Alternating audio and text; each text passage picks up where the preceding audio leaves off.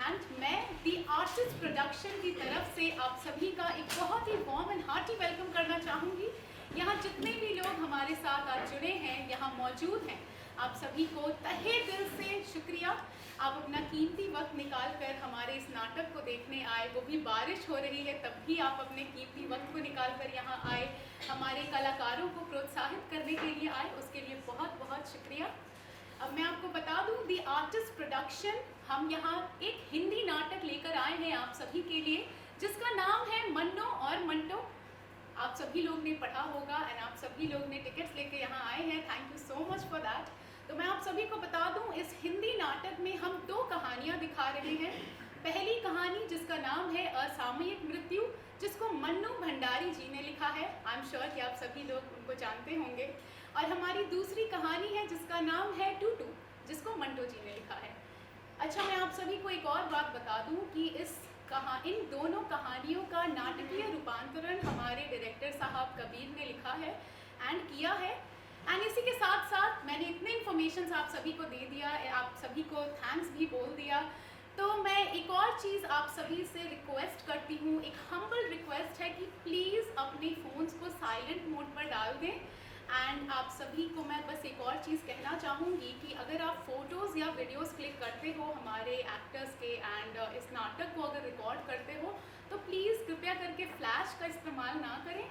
And चलिए इसी के साथ साथ हम अपने पहले नाटक, जिसका नाम है असामयिक मृत्यु, उसकी शुरुआत करते हैं। एक बार जोरदार तालियां।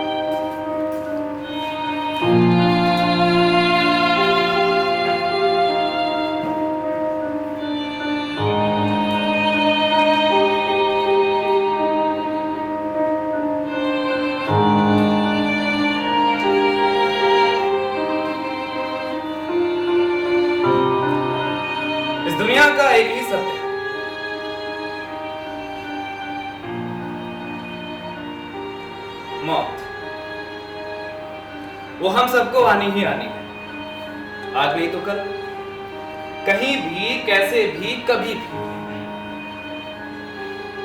लेकिन मैं कभी कभी सोचता हूं कि दुनिया सिर्फ मरने वालों के लिए ही क्यों रोती है। मुझे लगता है कि कभी किसी के चले जाने से ज्यादा बड़ा दुख उनके पीछे छूट जाने वालों का होता है। लेकिन शायद ही इस दुनिया में कोई उनके लिए रोता होगा जिन्हें किसी अपने को खोने के बाद ये सोचना पड़े कि अब जीना कैसे।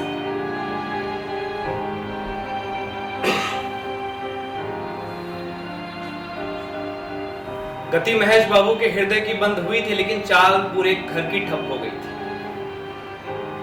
अधूरा बना मकान, अधकच्ची उम्र के 3 बच्चे और शारदा।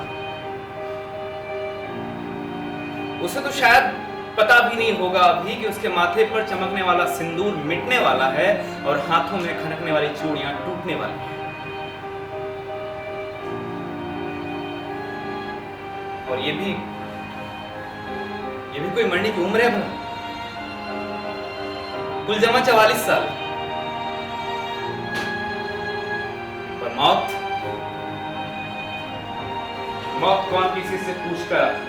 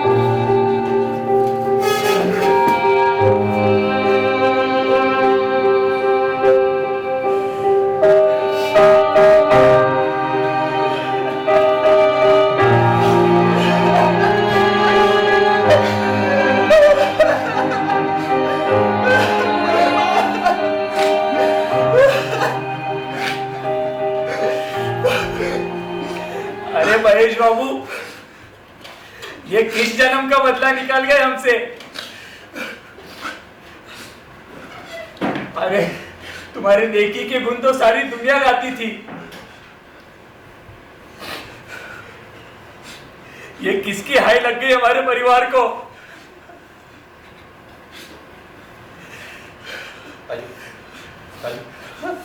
हम अकेले पानी लेकर।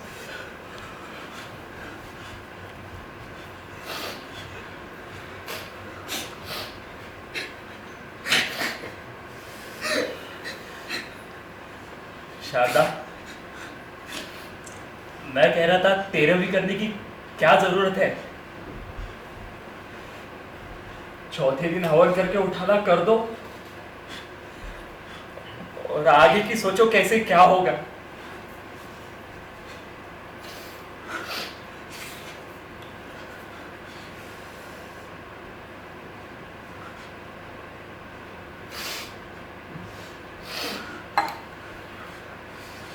दीपू, महेश बाबू का बैंक बैलेंस कितना है?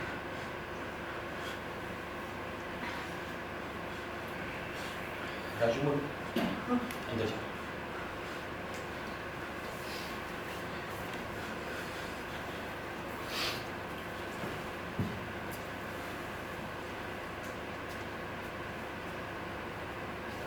इंश्योरेंस? उसमें से भी 3/4 कर्जा लिया है मामा, मकान बनवाने के लिए। वो पीएफ का पैसा तो होगा ना? उसमें से भी आधा कर्जा लिया है। जो भी रकम बची है उसमें से ही बची है, उससे ही मकान पूरा हो जाए तो गनीमत है। नहीं तो किसी भी हालत में मकान का काम पूरा करना ही पड़ेगा मामा, वरना आज तक जितने पैसे लगाए हैं ना सब बर्बाद हो जाएंगे।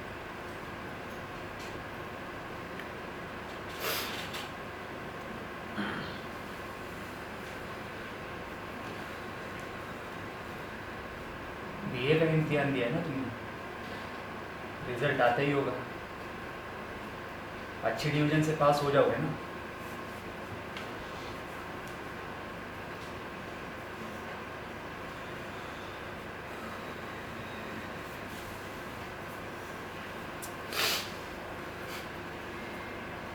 शारदा, मैंने कुछ सोचा है। कल मैं महेश बाबू के ऑफिस जाऊंगा, उनके मैनेजर से बात करूंगा। मैं उनको बोलूंगा कि 18 साल तक महेश बाबू ने आपकी कंपनी की खिदमत की है, और ये मौका हमारे दीपू को दीजिए, उसे नौकरी देकर। फिर चाहे वो नौकरी हक समझ के दे या कृपा करके, क्योंकि अब यही एक रास्ता इस गृहस्थी को संभालने का।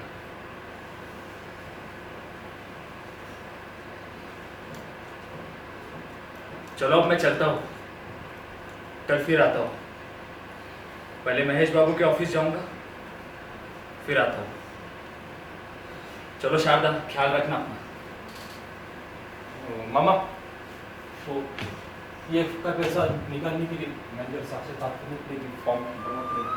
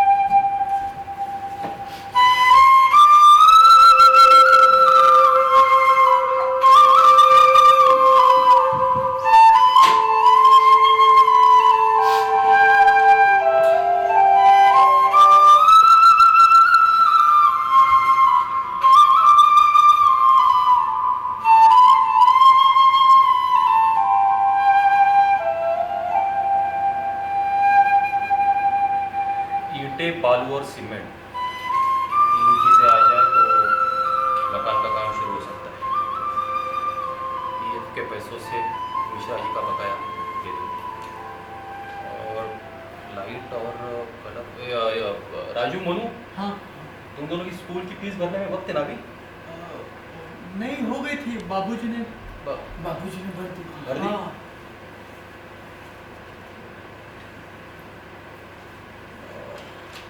का सामान तो बाद में आएगा, ईंटें, बालू और सीमेंट।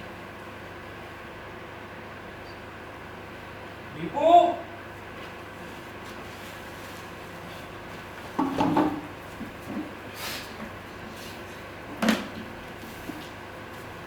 बेटा, तेरी नौकरी पक्की कर दी मैंने।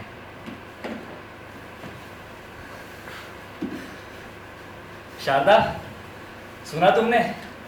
दीपू की नौकरी पक्की कर दी मैंने। मैंने भी गर्म लोहे पर चोट की, भला गौरी शंकर की बात ना मानी कोई। मैंने मैनेजर से कहा, दीपू को नौकरी देकर आप कोई एहसान नहीं कर रहे। आपके कंपनी को एक होनहार लड़का मिल रहा है, बीए का इम्तिहान दिया है, और पूरी उम्मीद है कि हमारा दीपू अच्छे नंबरों से पास होगा। बेटा, कल ही तो ऑफिस जाकर नियुक्ति पत्र ले लेना, हो सके तो कल या परसों से नौकरी। क्या कहा शारदा? दीपू अब नौकरी करेगा अभी से। अभी से? बाद में कौन पूछता है? ये मत भूलो कि ताजे घाव पर दिखाई गई सहानुभूति ही वजनदार होती है। और फिर आजकल तो एमए पास हुए लोग भी 200 रुपये की नौकरी के लिए अपनी जूतियां चटकाए फिरते हैं। ये तो महेश बाबू की मौत का लिहाज है।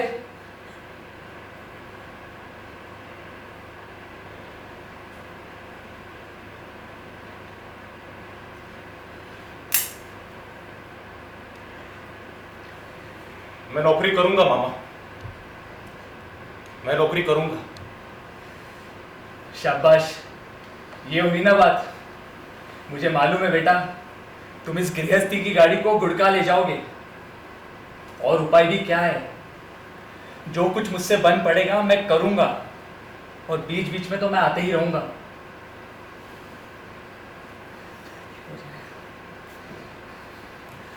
चलो अब मैं चलता हूं।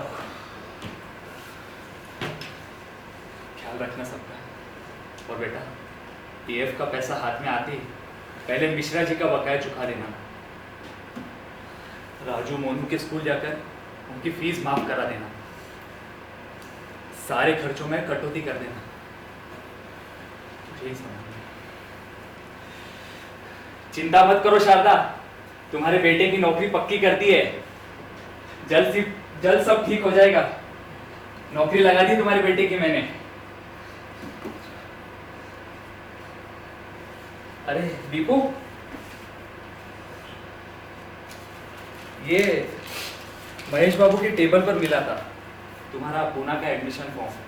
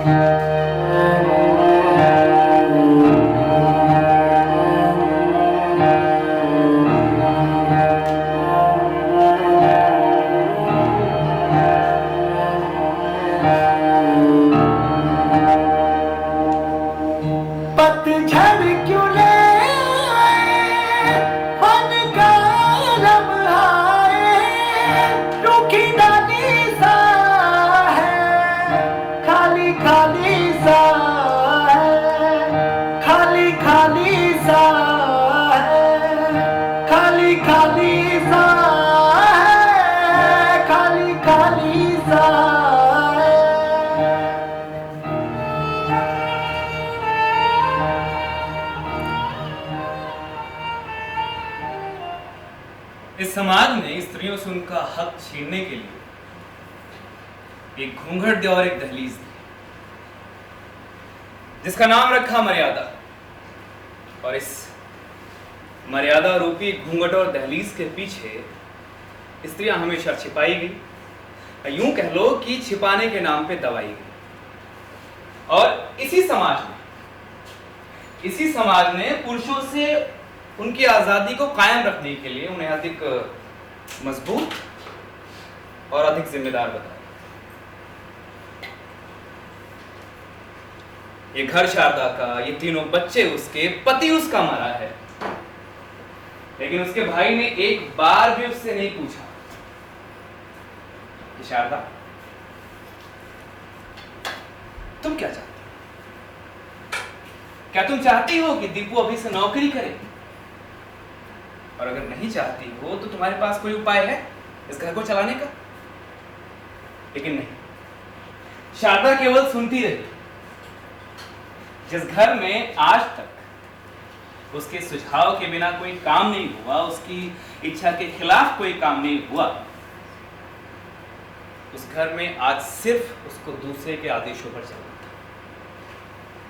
जैसे कभी कभी चोट लगने के कुछ दिन बाद उसके दर्द का एहसास होता है, वैसे शारदा को पहली बार अपनी स्थिति के भयानकता का एहसास हुआ।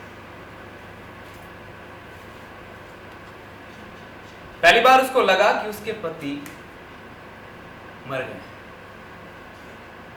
उसके अधिकारों की सीमा समाप्त हो गई है।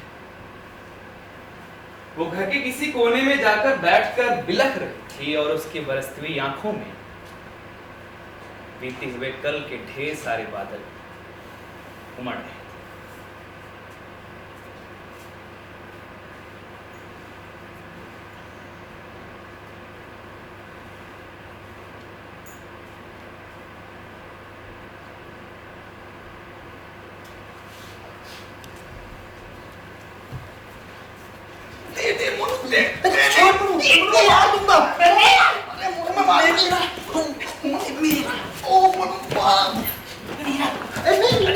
शारदा! अरे ओ शारदा! अरे कहाँ हो सब? शारदा! माँ, वाह बेटा वाह। अरे आओ आओ आओ। बहुत पढ़ाई चल रही है ना? परीक्षा सर पर है ना? बहुत पढ़ रहे हो मेरे बच्चों। इधर आओ। ये जो मरी तुम दोनों कर रहे थे ना, उसकी आवाज बाहर तक आ रही थी। बाप को देखा नहीं कि तुरंत किताब हाथ में उठा ली। देख रहे दीपू? अरे तुम्हारी माँ कहाँ है? माँ! माँ! अरे क्या है, क्यों चिल्ला रहे हो सबके सामने? ये सोने का है? अरे तुम्हारा बेटा क्या किसी सोने से कम है क्या? चल राजू, दोस्तों को दिखा के आते हैं। अरे सफर के नाले को घुमा मत देना। अरे तुम भी सुनोगी ना तो खुशी से फूल जाओगी। इसने आज इतना अच्छा अभिनय किया, इतना अच्छा अभिनय किया कि सारे दर्शकों ने खड़े होकर तालियां बजाई इसके लिए।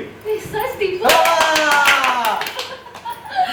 और तो और नाटक के मुख्य अतिथि उत्पल दत्त साहब, वो भी इसकी प्रशंसा करते हुए नहीं थक रहे थे। क्या कह रहे थे? उनकी तरह करके बताओ। तो उन्होंने कहा, महेश बाबू, आपका लड़का एक दिन बहुत बड़ा कलाकार बनेगा। मैंने कहा बनेगा? अरे he is a born artist. और नहीं तो क्या? मैं नाटक के कपड़े बदल के आता हूँ। जल्दी जा, तेरे लिए खाना लगाती हूँ।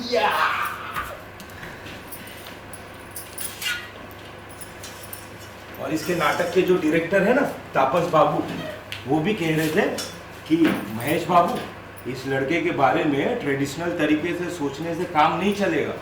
इसको तुरंत पुणे भेज दो। ट्रेनिंग लेते ही फिल्म वाले हाथ उठा लेंगे। ये देखो, मैं एफटीआई का फॉर्म भी लेकर आया। उसको बताना मत, हाँ, ये सीक्रेट है। लेकिन मम्मा इसी साल भेज देंगे।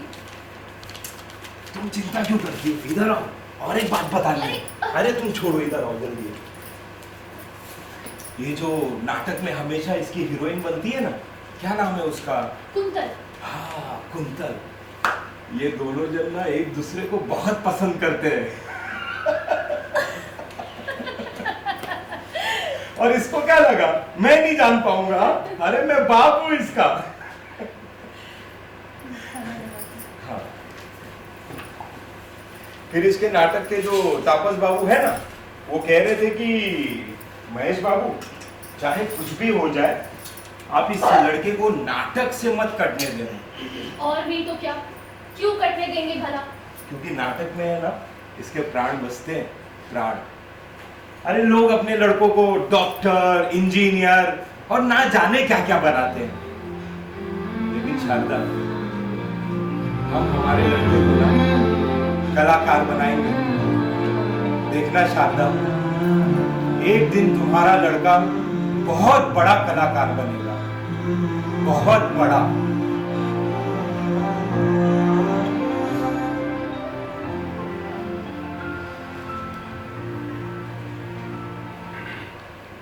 मैं नौकरी करूंगा मामा।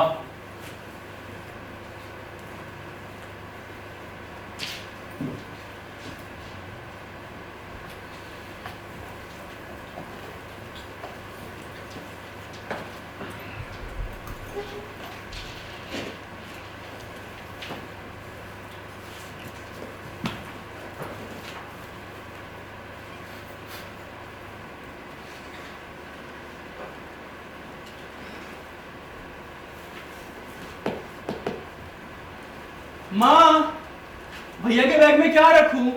सारी तो बाबूजी की फाइलें हैं। माँ, माँ सुन ही नहीं रही, सारा दिन काम करती है। राजू, हाँ बाबूजी की फाइलें रख दे, काम तो नीला संभालूंगा ना। ठीक है भैया, ठीक है। चलो, हो गया? हाँ भैया, जूते। अरे मोनू, इतने बड़ी चमका दिए तुमने। हाँ भैया। बड़ा काम करने लगा है ना। हाँ और सुनो तुम दोनों, हाँ भैया। दिन भर बस मस्ती मत करना, पढ़ाई भी करना। भैया पढ़ाई तो करते मस्ती।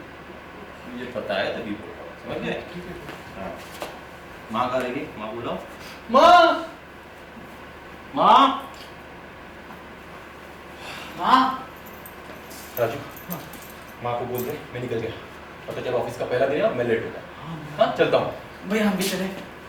कहाँ? ऑफिस तक? नहीं, सड़क तक। चलो। हाँ चलो भैया। ये क्या है? नहीं, चलो। आ जाओ।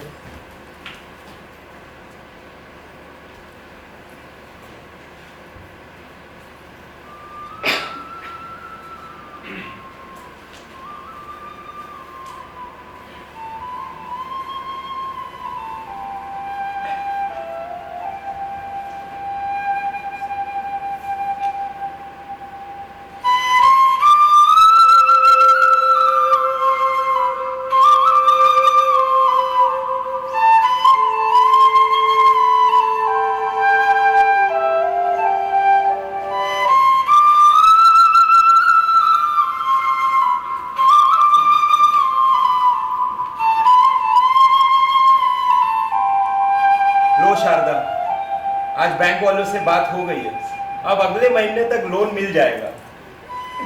घर का काम भी चलता रहेगा और दीपू का पूना में एडमिशन भी हो जाएगा। मैं कह रही थी पूना में एडमिशन अगले साल करा लेते, अभी तो मकान भी बनवाना है। कैसी बात करती हो शारदा? अरे ये घर गृहस्थी का काम तो चलता रहेगा।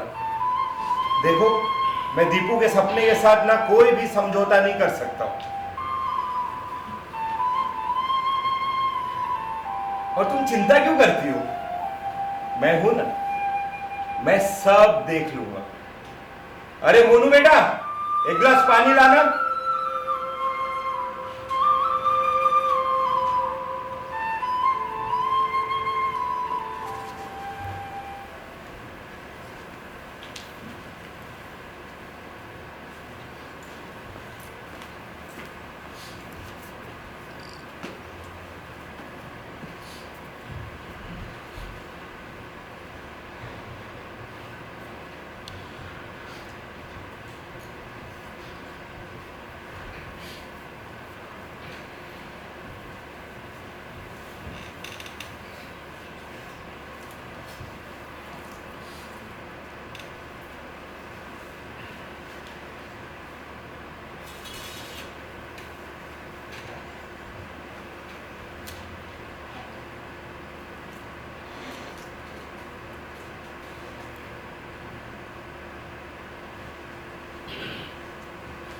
राजू, हाँ शाम हो गई, भैया आए नहीं अभी तक। माँ, भैया नहीं आए अभी तक। हाँ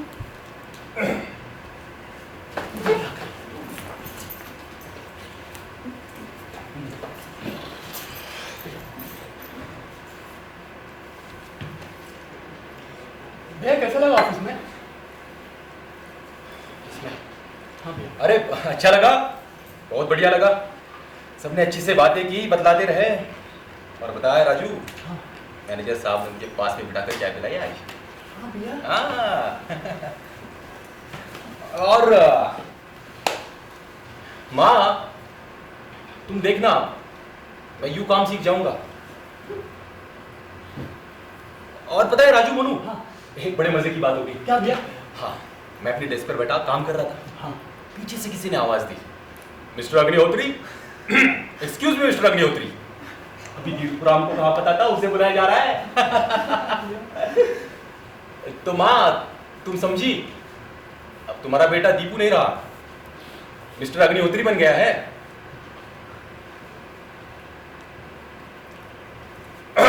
मोनू बेटा, एक गिलास पानी लाना जरा। माँ, माँ, बाबूजी की नकल करने पर तुमने मुझे डांटा क्यों नहीं?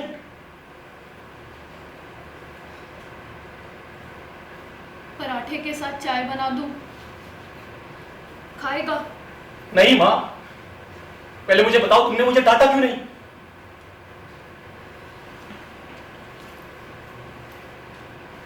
अब क्या तू दीपू है जो तुझे डांटू? अभी तूने ही तो कहा ना कि तू अब दीपू नहीं मिस्टर अग्निहोत्री बन गया है। नहीं माँ, नहीं। तुम कुछ बोलती नहीं, डांटती नहीं, कुछ भी तो नहीं करती। तुम ऐसे ही रहोगी ना, मैं अकेले भी कुछ नहीं कर पाऊंगा, बता देता हूं। हाँ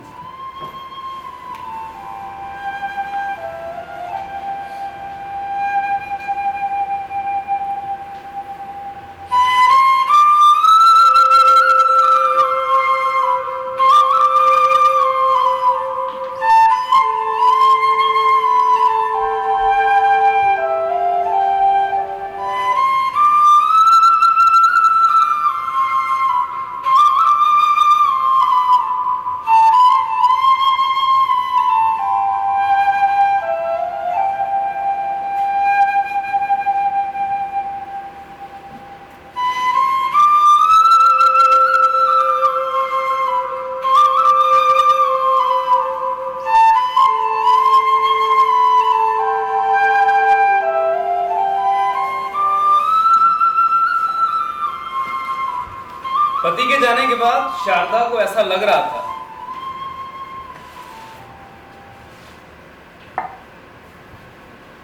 जैसे कि उसका सारा वजूद खत्म हो गया। वो बहुत असहाय सी हो गई थी। ये दीपू उसका अपना ही तो लड़का है, पर अब वो उस पर अपना हक कैसे जताए? क्योंकि हक जताने के लिए पहले जिम्मेदारी निभानी पड़ती है। और दीपू को कलाकार बनाने की जो जिम्मेदारी महेश बाबू ने ली थी, अब वो शारदा कैसे निभाएगी? वो खुद को बहुत बेबस महसूस कर रही थी। उसको समझ में नहीं आ रहा था कि वो किससे कहे, कैसे कहे।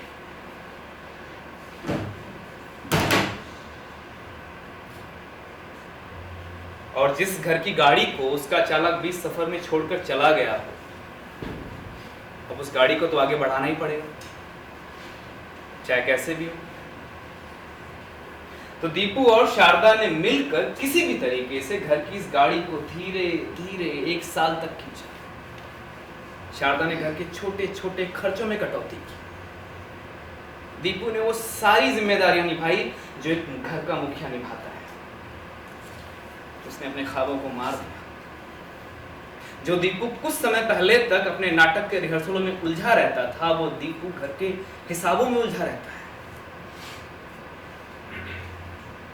ये आंगन जो कुछ समय पहले राजू मोने के मल्लयुद्ध और दीपू के अलग अलग किरदारों को रिहर्सलों में डूबा रहता था, अब यही आंगन दिन की झुलसती हुई लू और रात की मायूसी में डूबा रहता है। ये आंगन क्या सच में उसके घर का आंगन है? लेकिन फिर भी शारदा को यह अफसोस हमेशा खाया जा रहा था कि वो दीपू के सपनों के लिए कुछ नहीं कर पा रही थी। वो खुद को बहुत ही ज्यादा बेबस महसूस कर रही थी।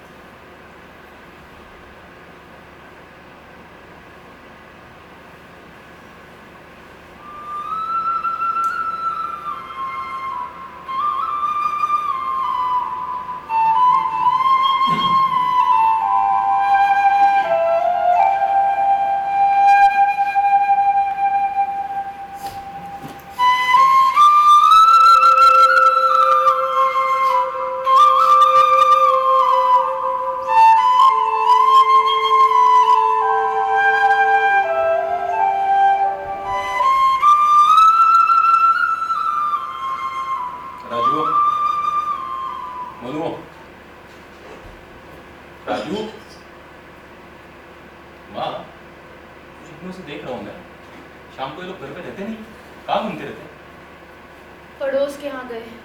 बार बार वहां क्यों जाते हैं? नई कक्षा में गए हैं, पढ़ना लिखना चाहिए, घूमना चाहिए। नई कक्षा में गए हैं पर किताबें कहाँ हैं?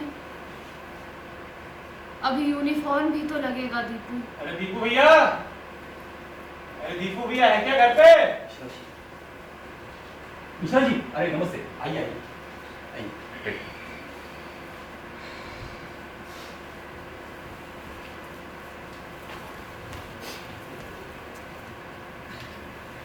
आपकी दुकान पर आने की फुर्सत नहीं मिली तो सोचा आपके साथ घर पर ही बात कर लूं।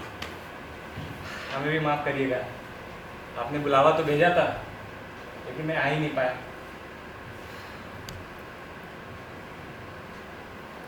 बताइए ना। बताना यही था कि बाबूजी का अधूरा सपना पूरा करने का समय आ गया है। क्या बात कर रहे हैं, बम्बई जा रहे हैं क्या? पिक्चर में काम करने? मिश्रा जी, मैं मकान का काम फिर से शुरू करवाने की बात कर रहा था। मैंने कुछ पैसे जोड़ दिए हैं, मैं आपको एडवांस दे देता हूँ। आप 2-3 दिन में ईंटें, बालू और सीमेंट भिजवा दीजिए।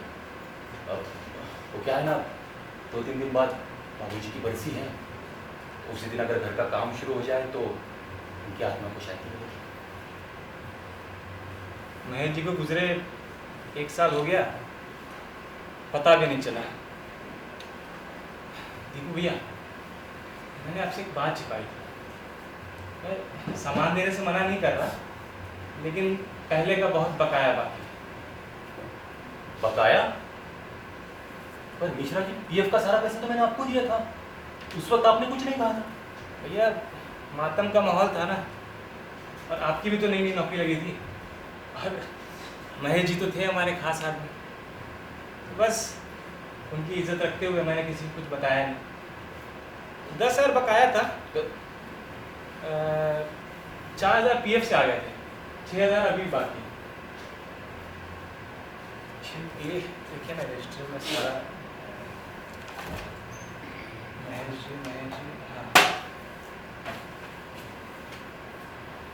और देखिए, बुरा मत मानिएगा, मेरा भी परिवार है, 2 बच्चे हैं, रोजी रोटी इसी दुकान से चलती है। आप बस बकाया चुका दीजिए। चलता हूँ मैं, सामान भिजवा दूंगा।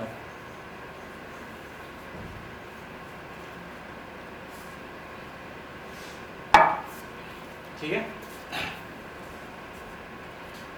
अरे दीपू भैया, नाटक वाटक करना छोड़ दिया क्या?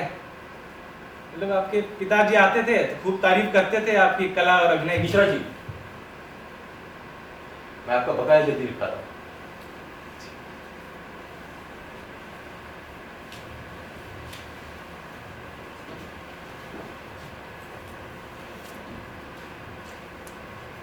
मिश्रा जी, कहाँ घूमते रहते हो तुम दोनों? पढ़ना लिखना नहीं है क्या? पढ़ना लिखना इतनी कम रोशनी में मेरा पढ़ सकता है कोई? और किताबें? हाँ, किताबें हैं हमारे पास जो पढ़ेंगे। स्कूल के ड्रेसेस भी तो नहीं है हमारे पास। हमारा मजाक उड़ाते रहते बस। और अम्मा, रोज रोज आलू की सब्जी नहीं खानी हमें। हाँ, हम भी नहीं खाएंगे। अरे शुक्र मनाओ कि ये भी खाने को मिल रहा है, वरना भीख मांगते। हाँ तो मांग लेंगे भीख। सारा पैसा घर में लगा दिया, वो भी नहीं मिल पा रहा 1 साल से। इनकी नौकरी से अच्छा तो ये भीख ही मांगते फिरे। वाह, क्या कर रही हो? राजू, मोहन अंदर जाओ। राजू, अंदर जाओ।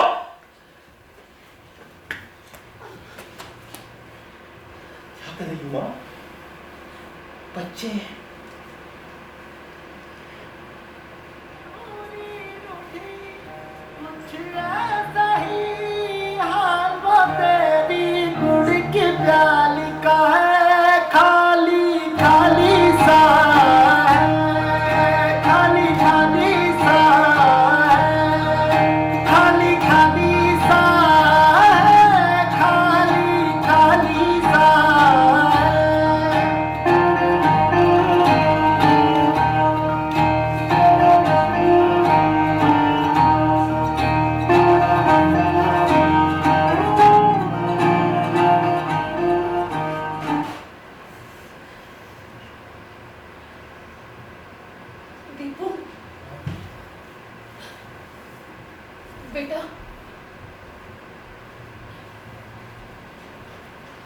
मेरे लिए भी कोई नौकरी का जुगाड़ कर दे दीपू।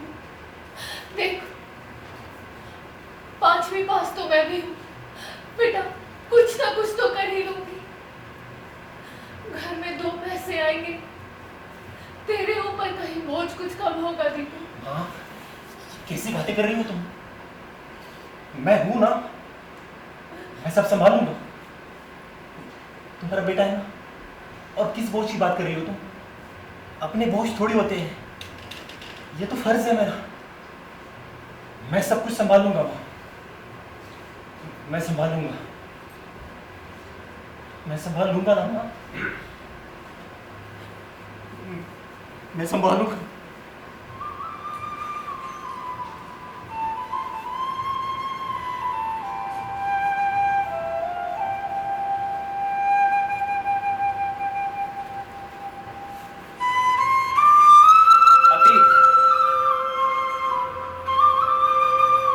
आप जिंदगी में बहुत आगे बढ़ जाओ, लेकिन अतीत को ढोना ही पड़ता है।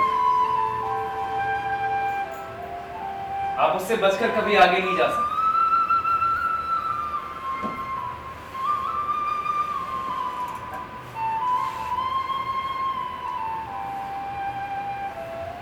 लेकिन दीपू ने अतीत के सारे बोझ को पीछे रखते हुए जिस घर की गाड़ी को बहुत धीमी रफ्तार से चलाई थी, उसको लगा कि 1 साल हो गया है, अब थोड़ी रफ्तार बढ़ाई जाए।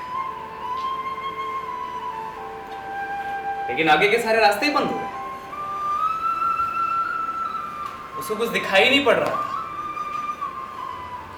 और ये बिल्कुल वैसा ही है कि जब आपको लगता है कि जिंदगी में सब कुछ अच्छा होने वाला है, तभी अचानक बहुत बुरा हो जाता है। आपको उसकी उम्मीद भी नहीं होती, आप उसके लिए तैयार भी नहीं होते। शारदा और दीपू भी इसके लिए तैयार ही नहीं थे। अब शारदा को ये समझ में नहीं आ रहा था कि पहले जाके राजू मोनू को समझाए, फटकारे, कि पहले दीपू को सांत्वना दे, जिसने इस घर के लिए सब कुछ कुर्बान कर दिया उसने। और दीपू को यह समझ में नहीं आ रहा था कि पहले राजू मोनू की ख्वाहिशें पूरी करे या पहले मिश्रा जी का कर्जा चुकाए, ताकि ये 1-2 कमरों में रहने वाला ये परिवार, इसको एक बड़ा घर मिल सके। लेकिन एक बात सच है कि वक्त आजमाइशें जरूर लेता है, लेकिन अगर आप ईमानदारी से डटे रहे तो बदलता भी जरूर है।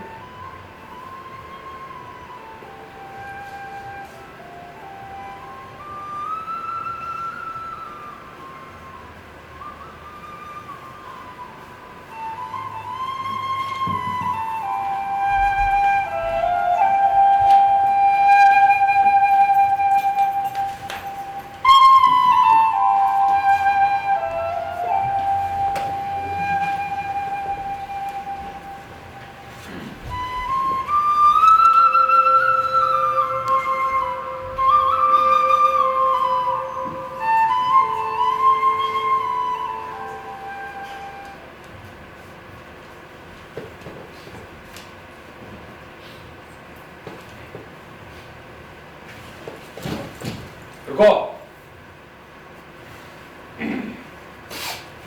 इधर आ जाओ, इधर आओ।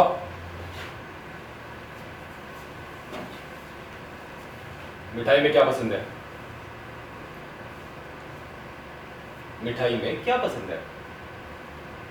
बर्फी, जलेबी। जलेबी पसंद है ना? हाँ।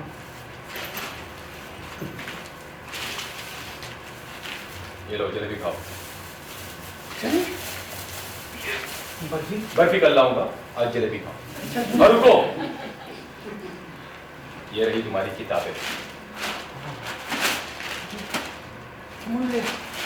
चल, स्कूल का यूनिफॉर्म 2 दिन में बन जाएगा। अब देखता हूँ कि कैसे पढ़ते हो, कितने पढ़ते हो। ये माँ को भेजो। माँ, माँ, चल मोनू, माँ।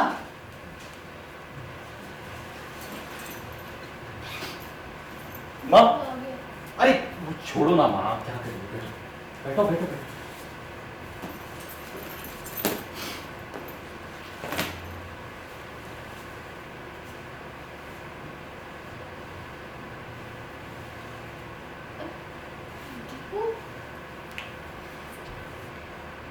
ये तुम्हारे लिए।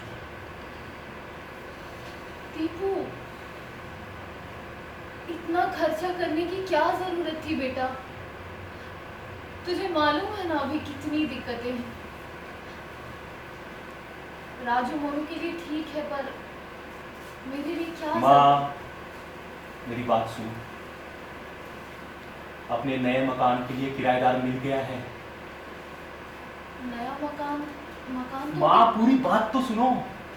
मामा ने किराएदार भेजा है, कोई कंपनी है, उन्हें सिर्फ 2 कमरे चाहिए ऑफिस के लिए। मैंने उन्हें बोल दिया मकान बनने में कम से कम 3 महीने जाएंगे। उन्होंने कहा कोई बात नहीं। माँ, उन्होंने 10,000 रुपए एडवांस दिए हैं। 10,000। मैंने मिश्रा जी का बकाया भी चुकता कर दिया। ये सही किया बेटा। हाँ। अच्छा किया दीपू। हाँ। चल तेरे लिए खाना माँ सुनो तो, मेरे पास और एक खुशखबरी है। एक नहीं 2। 3 दिन बाद मेरी नौकरी को 1 साल पूरा हो जाएगा। मुझे प्रमोशन मिलने वाला है और ऑफिस की तरफ से मुझे बोनस भी दिया जाएगा। अब मेरी खुशखबरियां खत्म हो गई। अब मुझे भूख लगी है, कुछ खाने के लिए लाओ ना। लाती हूँ।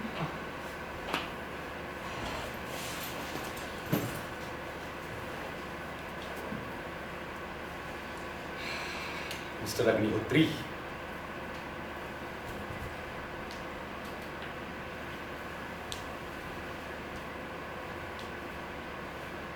बाबूजी, मैंने सब संभाल लिया ना?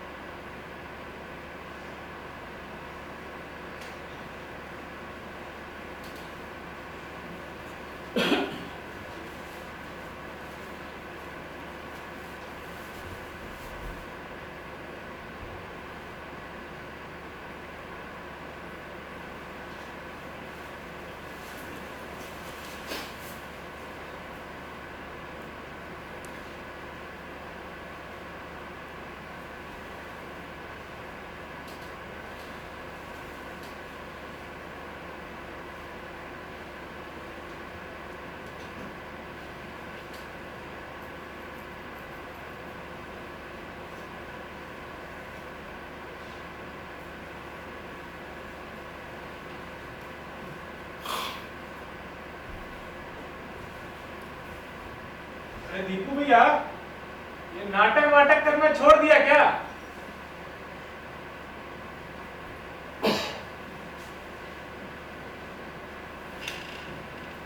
To be or not to be? That is the question.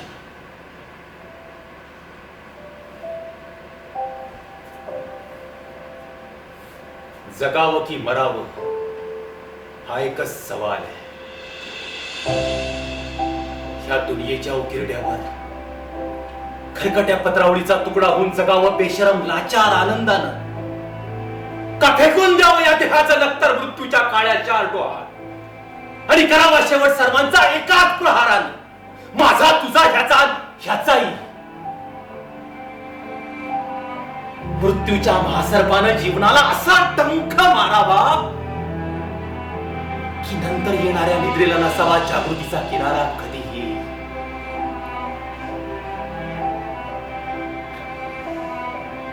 पण त्या निद्रेलाही पुन्हा स्वप्न पडू लागली तर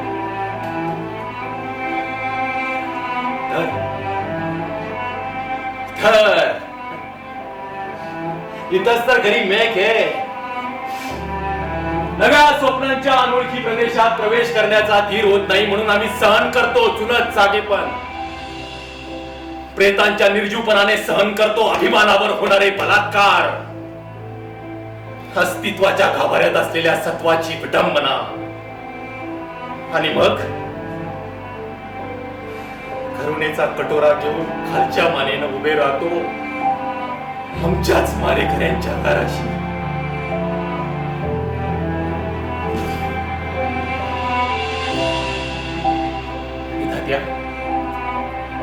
इतका कठोर का झालास रे? एकीकडे ज्यांना आम्ही जन्म दिला ते आम्हाला विसरतात दुसरीकडे ज्याने आम्हाला जन्म दिला तो तूही आम्हाला विसरतोस. ह्या विस्कटलेल्या हाडांचे सापळे घेऊन आम्ही थेरड्यांनी कुणाच्या पायावर डोकं आदळायचं रे? कुणाच्या पायावर? To be or not to be? That is the question. That is the question.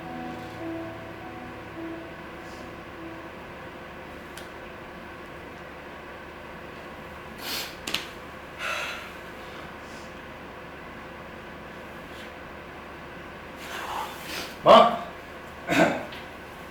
मैं लग रहा हूँ माँ एकदम बाबूजी जैसा. चलेगी.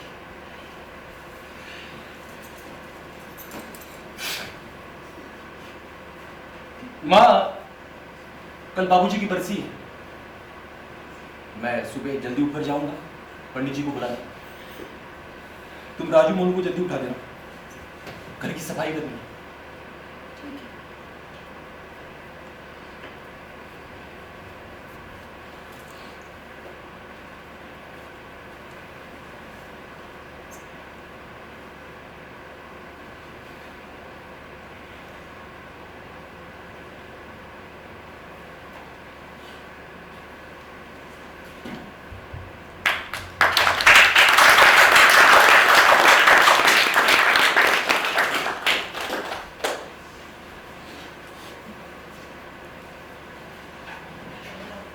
मोनू चल, ये ले 2 गिलास जेब में डाल ले. ये उठा उठा उठा. हाँ चल मोनू चल. अरे ब्राह्मण लोग आए ना मोनू चल. अरे रुक जाना. चल चल आराम से.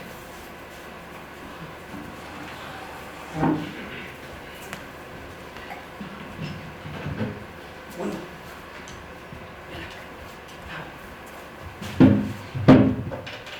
आजा मोनू, ये भी उठाना है. अरे ध्यान से चलो दोनों. बहुत भारी है मोनू. रहने दे बेटा, दीपू आएगा कर दे. हाँ ठीक है. चलो. हाँ तुम दोनों बाहर की सफाई देख लो, जाओ. ठीक है माँ. चल मोनू.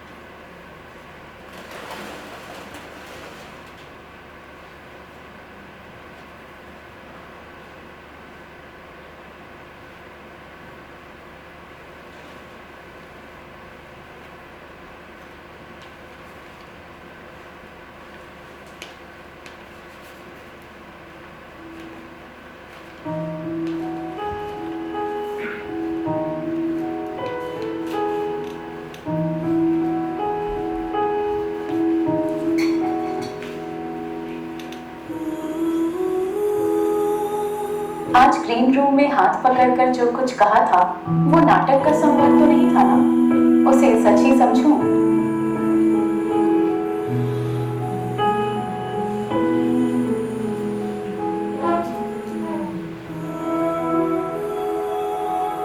रिहर्सल के दौरान जब भी तुम मुझे देखते हो अंदर एक अजीब सा एहसास होता है. घर लौट आती हूँ फिर भी तुम्हारी नजर उसी तरह पीछा करती रहती है. अपनी नजर को समझाओ प्लीज.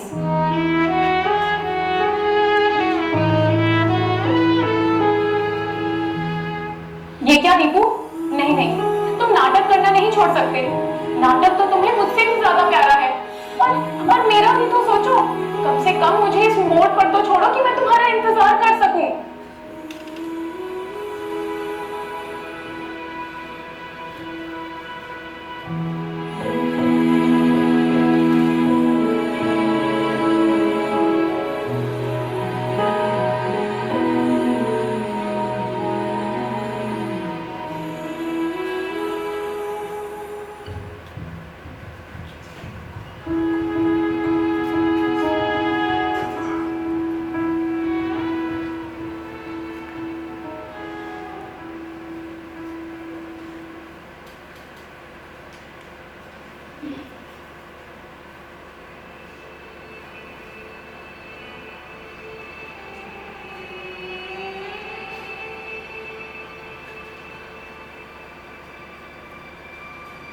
अरे वाह, ये सोने का है।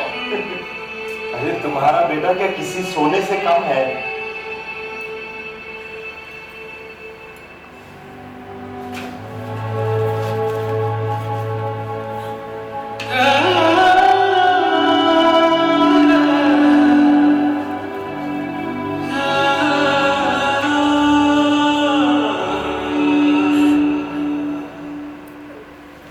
माँ, राजू मोनू को बोल दो अपनी किताबें पढ़े, मेरा नाटक मंच हुआ करे।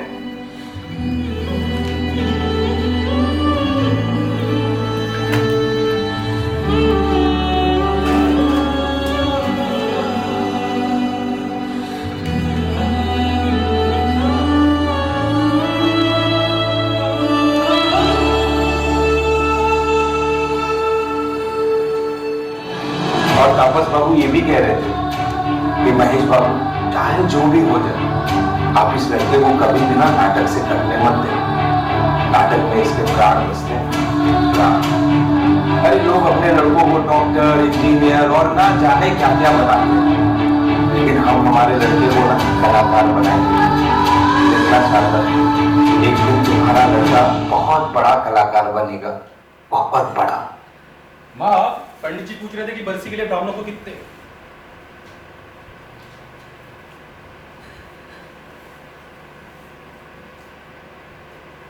माँ छोड़ो ना, ये क्या लेकर बैठी हो? बरसी के लिए ब्राह्मण बाहर इंतजार कर रहे हैं। बरसी? किसकी बरसी? तेरे बाबू की या तेरे ख्वाबों की?